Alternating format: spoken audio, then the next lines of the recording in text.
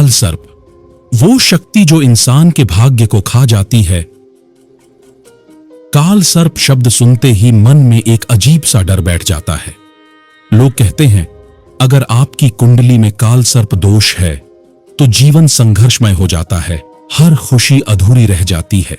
हां, एक ऐसी शक्ति है जो तुम्हारे जन्म से पहले ही तय कर देती है तुम्हारा अंत, जिसे तांत्रिक और ज्योतिषी सदियों से काल सर्प के नाम से जानते हैं।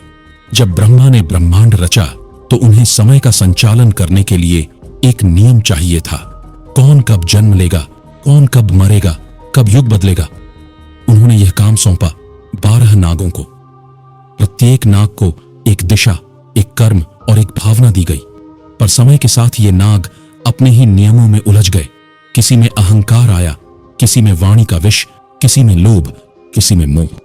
और जब उनकी शक्ति अनियंत्रित हो गई तो ब्रह्मा ने कहा, तुम 12 समय के फेरे में बंध जाओगे।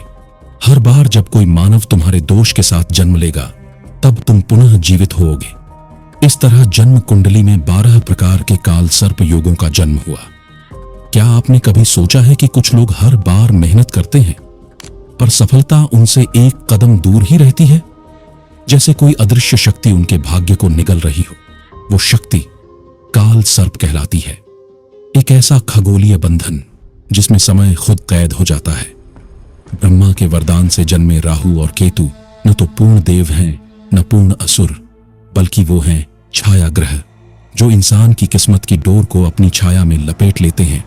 कहते हैं जिनकी कुंडली में यह योग बनता है उनके जीवन में बार बार आती हैं असफलताएं, डर और अचानक घटनाएं।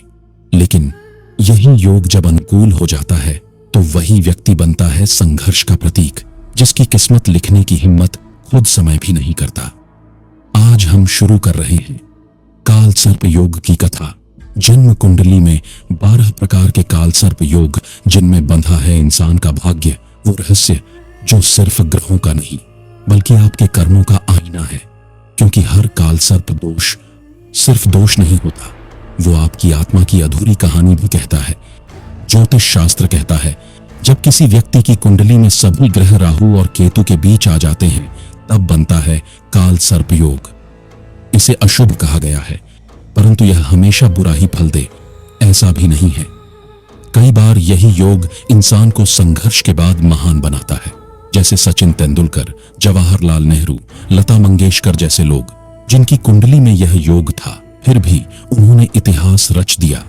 पर अगर यह दोष सक्रिय हो तो व्यक्ति को मानसिक, आर्थिक और पारिवारिक परेशानियां घेर लेती हैं। अचानक दुश्मन बढ़ जाते हैं, मन विचलित रहता है और जीवन एक रहस्यमय परीक्षा बन जाता है। 12 प्रकार के काल सर्प योग बताए गए हैं। अनंत काल सर्प, कुलिक काल सर्प, वासुकी काल सर्प, शंखपाल, पद्म काल सर्प, महापद्म, तक्षक, कारकोटक, शंखनाद, पातक, विषधर, शेषनाग काल सर्प। हर एक योग एक अलग भय और संघर्ष लेकर आता है, जिनकी कथा हम आने वाले भागों में बताएंगे। ज्योतिष कहता है जिस व्यक्ति की कुंडली में यह योग होता है वह अक्सर मानसिक तनाव, अकाल मृत्यु का भय या अदृश्य शक्तियों के प्रभाव से गुजरता है। कभी कभी यह प्रभाव इतना गहरा होता है कि व्यक्ति खुद को प्रेत बाधा या श्रापित जीवन जैसा महसूस करता है। पर यही योग अगर ग्रह अनुकूल हो तो व्यक्ति को संघर्ष से तपाकर महान बनाता है।